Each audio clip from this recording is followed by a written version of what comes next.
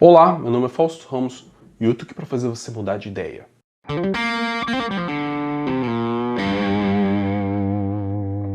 Recentemente, um seguidor meu veio conversar sobre a ânsia dele de querer abrir um canal no YouTube. Sim, colega, eu estou falando sobre você. Relaxe, não vou mencionar nomes. Eu resolvi gravar um vídeo a respeito disso porque eu fiquei um pouco preocupado pela forma como talvez eu e outras pessoas dentro do meio online podemos influenciar outros a também quererem ser formadores de opinião no meio virtual, principalmente por meio do YouTube. Eu preciso alertar que a maior parte das pessoas que falam a respeito desses assuntos ocultistas e mágicos na internet hoje em dia não tiveram a sua formação a partir de vídeos de outras pessoas, mas principalmente por meio de literaturas, de livros, de práticas, de conversações com outros praticantes e com um contato muito mais profundo e largo com esses assuntos do que a síntese deles por meio de canais de YouTube. E portanto eu estou começando a perceber uma leva de pessoas que estão se formando nesses conhecimentos pelo que elas veem outras pessoas falando em vídeos e sentindo que já estão habilitadas elas mesmas a falarem sobre isso. Principalmente no caso desse seguidor, que é alguém que diz que começou a estudar e se interessar por magia no final de 2018. Então, essa pessoa não tinha nem 2 anos de contato com esse conteúdo e ele já se sentia apto e preparado para poder falar a respeito. Àquele momento, eu adverti este meu seguidor falando que, olha, cara, eu acho para você esperar um pouco mais antes de você querer falar sobre esses temas na internet. Eu diria pelo menos mais uns 5 anos antes de você falar sobre isso. Eu comento sobre o meu exemplo. Desde que eu tinha 17, 18 anos, em 2009, eu via o sucesso de canais como o do PC Sigueira, do Felipe Neto, e eu tinha já a vontade de abrir um canal no YouTube e me tornar um formador de opinião. Sabe quanto tempo eu esperei para poder realmente abrir esse canal meu do Caosofia? Dos 18 anos até os meus 25 para os 26 anos, em 2017. Por que eu esperei tanto tempo? Porque eu não tinha o que falar? Porque eu não era inteligente o suficiente para saber me expressar na frente de uma câmera? Porque eu não tinha habilidade oratória?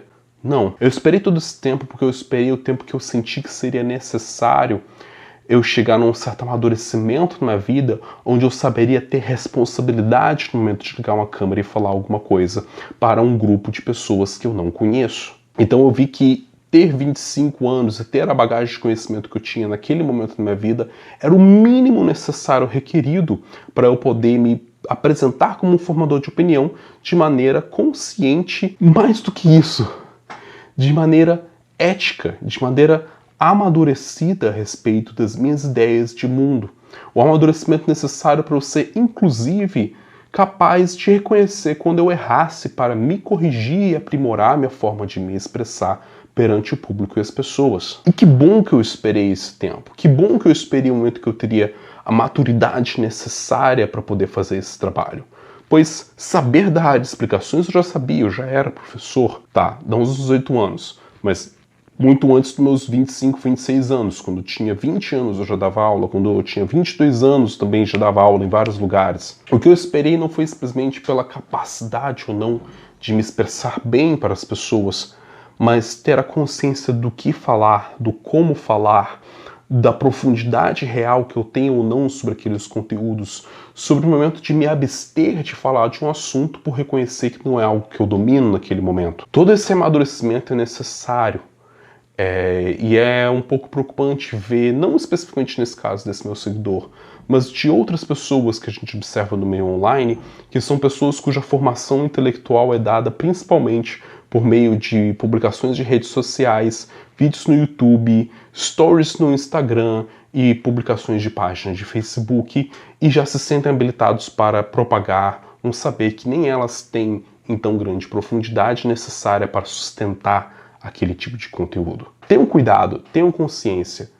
Não saiam querendo se popularizar e ser informadores de outras pessoas, principalmente se vocês estiverem sendo guiados pela hipótese de algum dia se tornarem famosos na rede, como um Whindersson Nunes, como um Felipe Neto, como um PC Siqueira. Essa perseguição pela fama está impregnando uma enorme geração de pessoas de hoje em dia, principalmente pelo sonho de um dia ser famoso, da facilidade de alcançar esse sucesso. Eu vi ao longo dos anos vários dos meus amigos abrirem e desistirem de canal de YouTube, abrirem e desistirem de páginas de Facebook, porque eles não entenderam qual era o tipo de esforço que seria necessário se ter para chegar a um determinado patamar de trabalho com isso ou não.